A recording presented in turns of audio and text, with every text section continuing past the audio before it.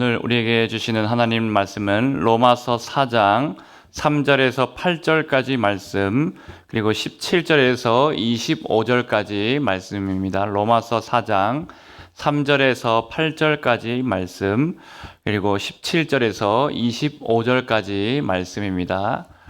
우리 한 절씩 교독하겠습니다. 25절 마지막 절만 합독하겠습니다. 성경이 무엇을 말하느냐? 아브라함이 하나님을 믿음에 그것이 그에게 의로 여겨진 바 되었느니라.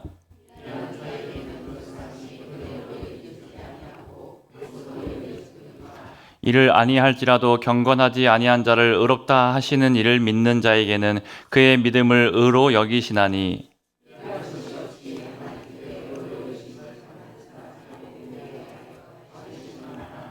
불법이 사함을 받고 죄가 가려짐을 받는 사람들은 복이 있고,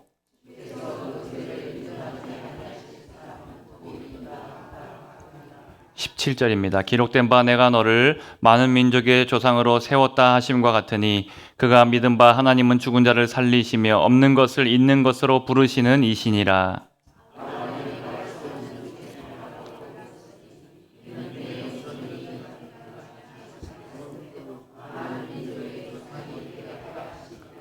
그가 백세나 되어 자기 몸이 죽은 것 같고 사라의 태가 죽은 것 같음을 알고도 믿음이 약하여지지 아니하고,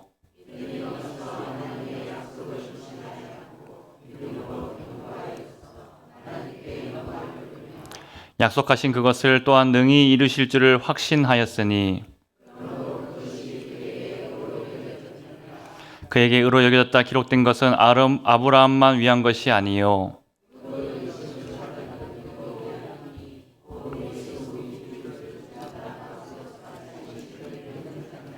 함께 읽겠습니다. 예수는 우리가 범죄한 것 때문에 내줌이 되고 또한 우리를 의롭다 하시기 위하여 살아나셨느니라.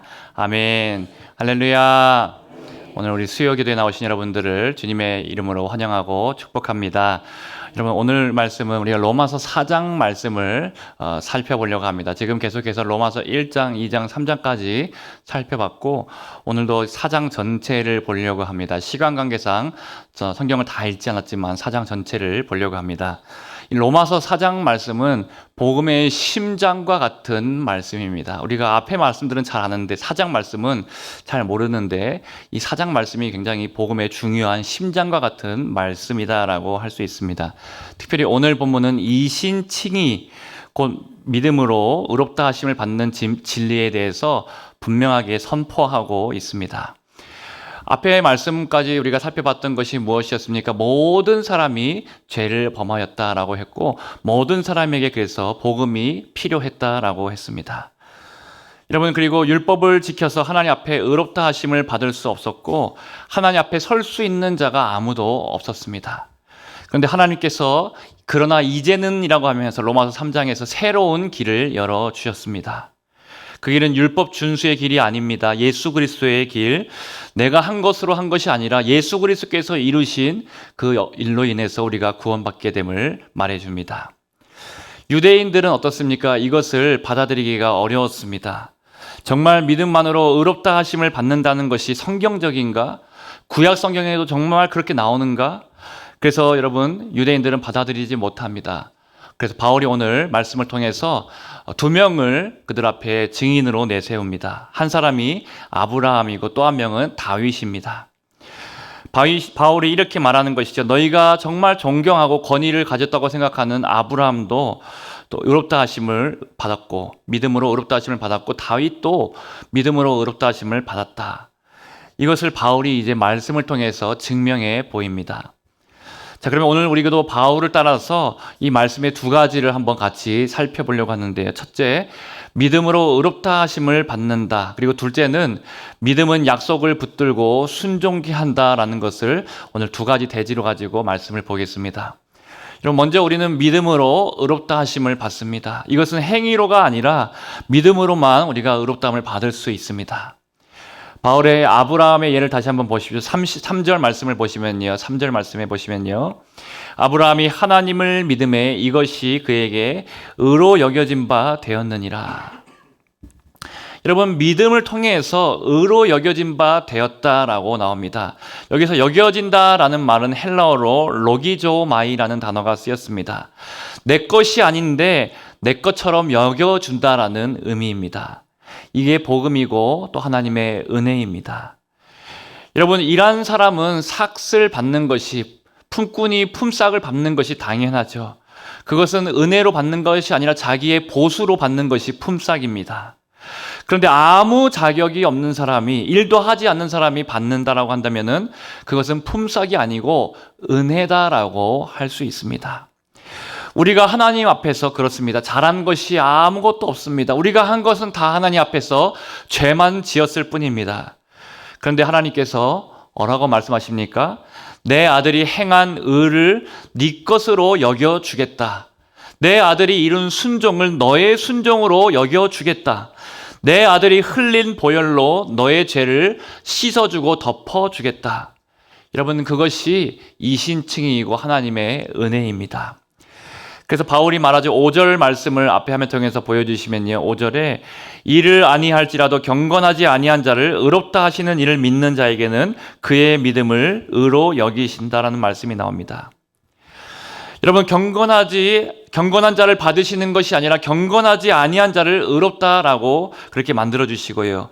또 완전한 자가 아니라 자격 없는 자를 하나님께서 의인으로 세워 주시겠다라는 것입니다. 이것이 아브라함의 그 믿음으로 의를 입었다라는 의미이고요. 자기가 한 것이 아니고 하나님이 하셨다라는 의미였습니다. 그리고 두 번째로 이제 바울은 다윗도 증인으로 내세웁니다. 다윗은 어떻습니까? 위대한 왕이었는데 동시에 하나님 앞에 큰 죄를 지었던 사람이었습니다. 아시는 것처럼 간음했고 살인 교사죄를 저질렀던 큰 죄를 지었습니다. 그런데 다윗이 시편에서 이렇게 고백합니다. 7절 말씀입니다. 오늘 말씀 7절 말씀인데요. 불법이 사함을 받고 죄가 가려진 자는 복이 있고, 또 이어서 뒤에 이어지는 말씀에 보면 주께서 그 죄를 인정하지 아니하실 사람은 복이 있도다라고 그렇게 시편에 나옵니다. 그리고 오늘 로마서 말씀에도 나오죠. 다윗은 자기의 행위로 의롭다 함을 받은 것이 아니라는 것을 자기 스스로 분명하게 알고 있었습니다. 자기가 용서받은 것이고 죄가 가려진 것이고 하나님의 은혜를 입었다라는 것을 알고 있습니다. 여러분, 여기까지 바울의 결론은 분명합니다. 아브라함도 그리고 다윗도 행위로 의롭다 함을 받은 것이 아닙니다. 둘 다 은혜로, 믿음으로 의롭다 하심을 받았다. 이것을 분명하게 유대인들에게 선포하고 있습니다. 그리고 바울은 이어서 할례 이야기를 한 번 더 하면서 행위가 아니라 믿음이라는 것을 한 번 더 강조해서 증명합니다. 유대인들은 할례 역시도 굉장히 중요하게 생각했죠. 그런데 아브라함이 의롭다 여김을 받는 것은 언제 의롭다 여김을 받았습니까? 창세기 15장 말씀에서 아브라함이 의롭다라고 여김을 받았는데, 그러면 아브라함이 할례는 언제 받았습니까? 창세기 17장에서 할례를 받았습니다.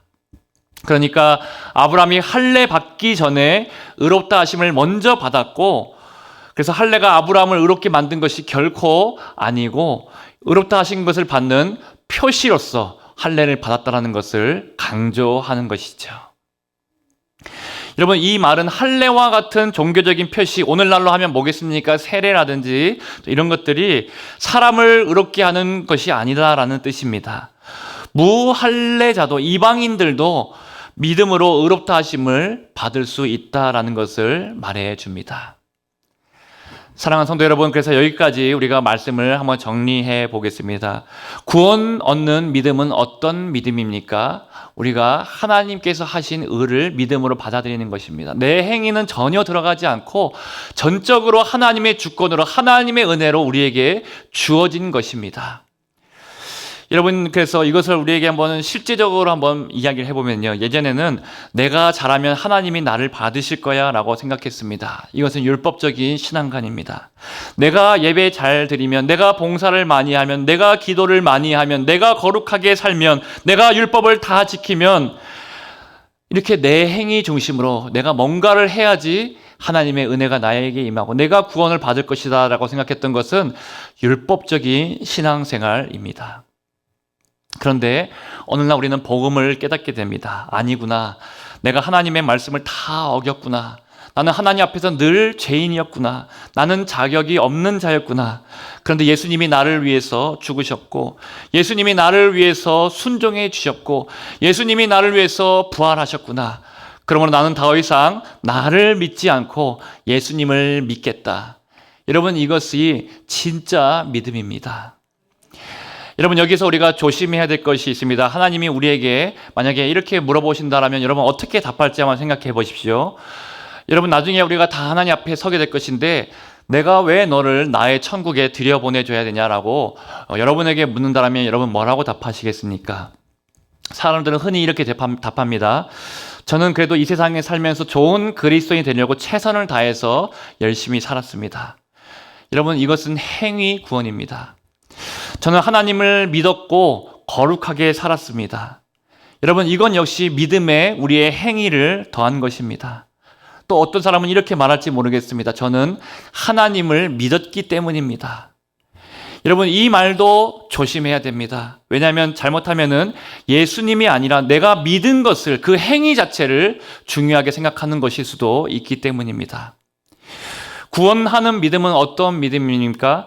나는 믿는 사람입니다가 아닙니다. 나는 믿음이 좋습니다도 아닙니다. 내 믿음이 나를 구원합니다도 아닙니다. 구원하는 믿음은 우리가 이렇게 말하게 합니다. 하나님, 저에게는 구원받을 만한 조건이 아무것도 없습니다. 저는 하나님의 영원한 심판을 받아 마땅한 죄인입니다. 그런데 예수 그리스도께서 죄인인 저를 위해서 십자가에서 죽으셨습니다. 그분이 행하신 모든 의를 내 것으로 여겨주셨습니다. 그래서 저는 저를 신뢰하지 않고 오직 예수 그리스도만을 신뢰합니다. 저는 제 행위를 의지하지 않고 오직 예수 그리스도만을 의지합니다. 저는 내 믿음마저도 붙잡지 않고 믿음의 대상이신 예수님만 붙잡습니다. 여러분, 이것이 구원 얻는 믿음인 줄로 믿습니다. 믿음도 도구일 뿐이지 그것 자체로 우리가 구원받는 것이 아니라는 것이죠. 하나님의 은혜로, 하나님의 주권으로 하나님께서 다 이루신 그 구원, 하나님의 의를 우리에게 은혜로 주신 것입니다. 여러분, 예를 하나 들겠습니다. 내가 해야 할 일을 하지 않았는데 누군가가 내 대신 다 해놓고 네가 그것을 네 것으로 받으라. 여러분, 그렇게 말한다면은 그 일을 만든 공로는 내게 있는 것이 아닙니다. 그 사람에게, 주는 사람에게 있는 것이죠. 나는 다만 그것을 겸손하게 감사하게 받을 뿐입니다. 복음도 마찬가지라는 것이죠. 우리의 믿음이 우리를 의롭게 만드는 것이 아닙니다. 예수님의 순종과 예수님의 십자가와 예수님의 부활이 우리를 의롭게 하는 줄로 믿으시기를 축복합니다. 믿음은 그 예수님의 의를 내 것으로 받는, 겸손하게 내미는, 아무것도 없는 빈손이 우리의 믿음이다라는 것이죠. 여러분, 그러니 우리는 더 이상 내가 거룩하거나 내가 착하거나 내가 종교적인 열심이 있거나 어떠한 나의 성취를 믿지 마시기를 바랍니다. 여러분, 직분이나 봉사도 신뢰할 수 없습니다. 우리 집안이 3대째 열심히 주님을 믿었고 열심히 주님을 섬기는 독실한 집안이라고 해서 신뢰할 수 없습니다. 오직 예수 그리스도만 믿으실 수 있기를 축복합니다. 그분만을 붙잡고 그분의 생명을 우리의 생명으로 받으실 수 있기를 축복합니다. 그래서 오늘 말씀의 첫 번째를 기억하십시오. 우리는 행위로가 아니라 믿음으로 의롭다 하심을 받습니다. 그 의는 내 안에서 나오는 것이 아니라 오직 하나님께서 주시는 그 의라는 것을 믿음으로 받으실 수 있기를 축복합니다.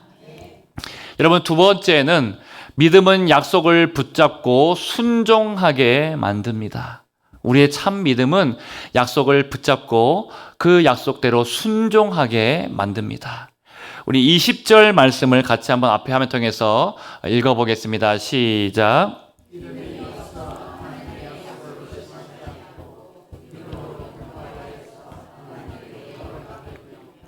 아멘. 여러분, 아브라함은 어떻습니까? 믿음으로 약속을 붙잡았다라고 하고 의심하지 않았다라고 하고 또 믿음으로 견고해졌다, 즉 순종했다라는 말이죠.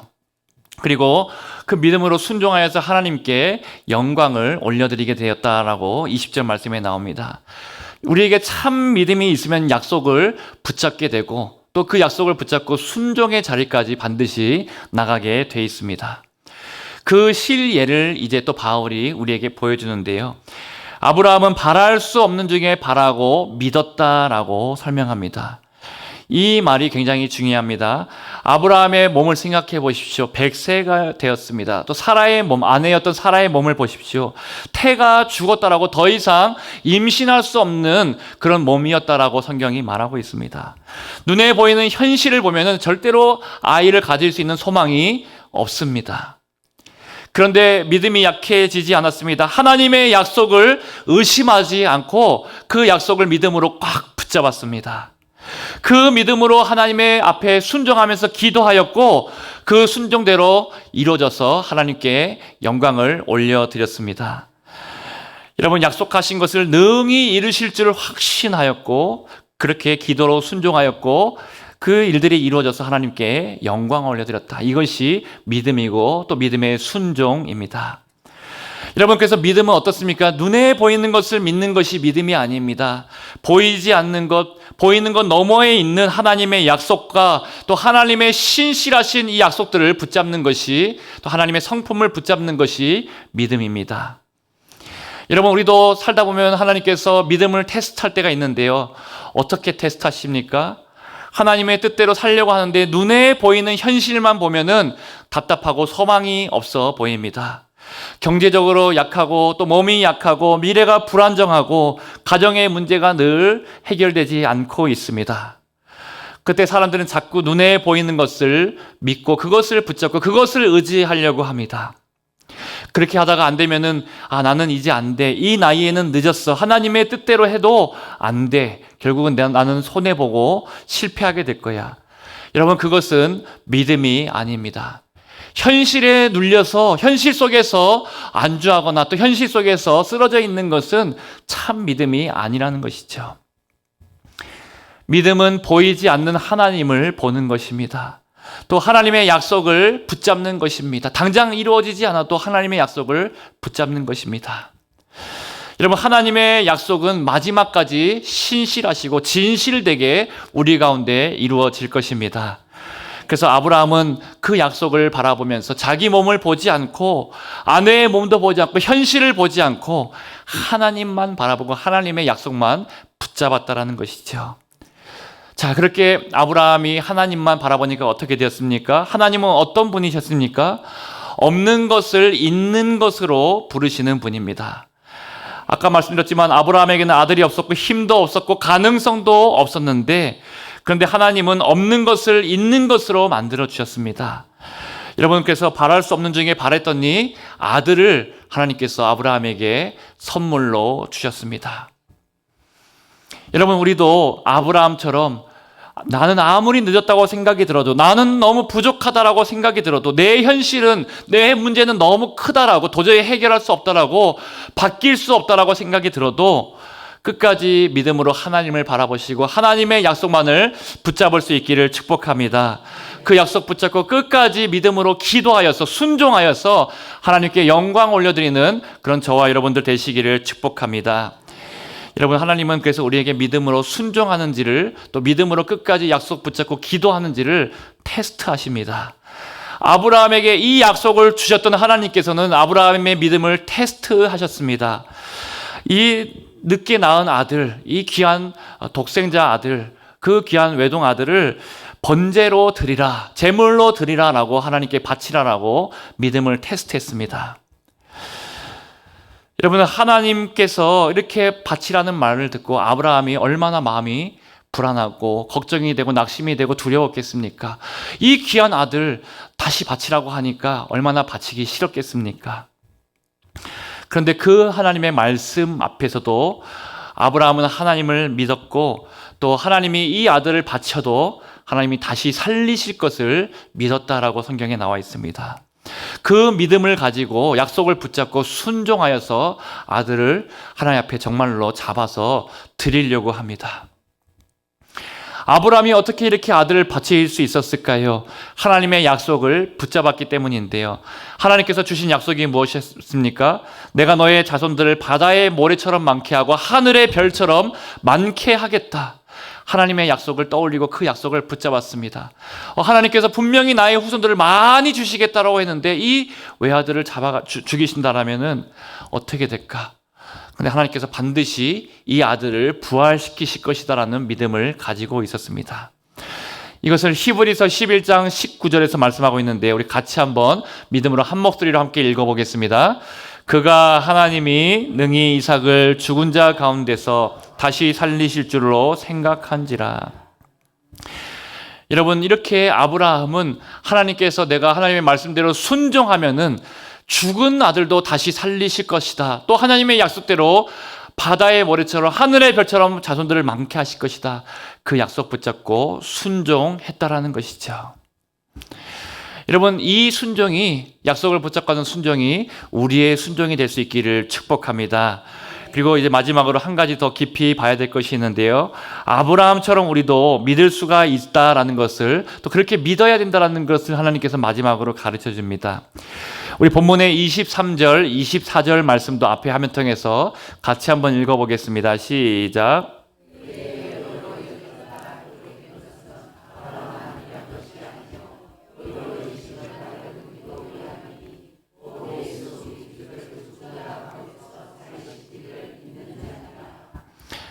여러분, 이 아브라함에게 주신 약속과 또 하나님께서 행하신 놀라운 이 기적의 역사들은 아브라함만 위한 것이 아니고 사실은 바로 우리를 위해서 보여주신 사건이었다라고 말씀합니다. 아브라함이 하나님에게 그에게 주신 외아들 독생자 이삭을 드리고 부활을 믿을 수 있었던 것처럼 하나님은 오늘 저와 여러분들에게 예수 그리스도의 죽으심과 또 예수 그리스도의 부활을 믿도록 우리에게 요구하십니다. 고난주간을 통과하면서 어떻게 하나님께서 자기의 하나밖에 없는 아들을 내어주실 수 있는가, 그리고 그 아들이 어떻게 우리를 위해서 십자가에서 죽고 또 어떻게 부활할 수 있는가. 세상 사람들은 믿을 수 없을 때가 많이 있지만 우리에게는 분명하게 하나님의 약속과 또 하나님이 이루신 놀라운 역사들을, 이 복음을 믿을 수 있도록 그렇게 해서 주님께서 말씀해 주고 계십니다. 여러분, 구원에는 적극적인 측면과 또 소극적인 측면이 있습니다. 먼저 소극적인 측면은 어떤 것인가 하면은 우리가 죄사함을 받기 위해서 예수님께서 우리의 죄를 담당하셨고 십자가에서 피 흘려 돌아가셨다. 이것을 믿는 것이 구원의 소극적인 측면입니다. 여러분, 그렇다면 구원의 적극적인 측면은 무엇입니까?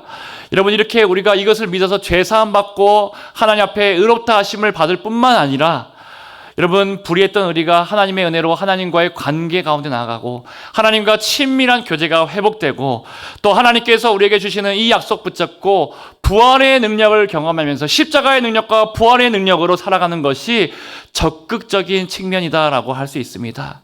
단순히 내가 예수님의 고난을 묵상하면서 고난주간을 보내면서 예수님이 나를 위해서 십자가에서 죽으시고 부활하셔서 나를 구원하셨구나, 이것은 소극적인 측면이고, 이 고난주간에 우리가 오늘 로마서 말씀을 통해서 뭘 깨달아야 됩니까? 하나님은 더 적극적인 측면으로 이제 하나님과 화목하게 된 자답게, 하나님의 은혜의 보좌 앞에 나오게 된 자답게 하나님과 친밀한 교제를 누리고 십자가의 능력과 부활의 능력을 날마다 경험하면서 승리하는 삶을 살라라고 우리에게 말씀하시는 것입니다. 여러분께서 우리 25절 말씀 앞에 화면 통해서 보여주시면 같이 한번 읽어보겠습니다. 시작. 또한 우리를 의롭다 하심을 위하여 살아나셨느니라. 아멘. 여러분, 예수님께서 우리를 위해서 죽으시고 또 우리를 의롭다 하시기 위해서 살아나셨다. 이 그 주님께서 이제 우리에게 십자가의 능력과 부활의 능력으로 우리가 능력 있게 살아갈 수 있도록 도와주시는 줄로 믿습니다. 또 우리 안에 성령님, 우리 안에 말할 수 없는 탄식으로 우리 연약함을 도우시는 성령님께서 지금도 우리를 도우셔서 그렇게 만들어 주실 줄로 믿습니다. 여러분, 오늘 말씀을 맺습니다. 로마서 4장은 우리에게 분명하게 말씀했습니다. 하나님께서 주신 이 십자가의 은은 내 것이 아니라 하나님이 주시는 의다라고 말씀했습니다. 이 은은 내 행위에서 나오는 것이 아니고 우리가 예수님 믿을 때에도 그렇고 예수님 믿고 난 후에 성화의 과정에서도 그렇고 모든 순간 우리의 어떠함을 보지 않으시고 하나님의 은혜로 하나님은 그 의를 지금도 우리에게 부어주시고 계십니다. 내가 약하고 내가 지금도 실수하고 내가 지금도 넘어지는 그 순간에도 하나님의 은혜는 여전히 우리 가운데 있음을 믿으시기를 바랍니다. 그리고 그 믿음은 머리로만 아는 믿음이 아닙니다. 보이지 않는 하나님을 바라보고 불가능 가운데 가능케 하시는 하나님을 신뢰하고 없는 것을 있게 만드시는 그 하나님의 능력을 경험하고 죽은 자를 살려 일으키시는 부활의 능력을 경험하는 것인 줄로 믿습니다. 오늘 우리는 이 하나님의 약속만 의지하여서 보이는 현실만 보는 것이 아니라 보이지 않는 하나님을 신뢰하고 하나님의 약속을 붙잡고 끝까지 순종으로 기도하여서 하나님께 영광을 올려드리는 저와 여러분들이 다 되시기를 주님의 이름으로 축원드립니다.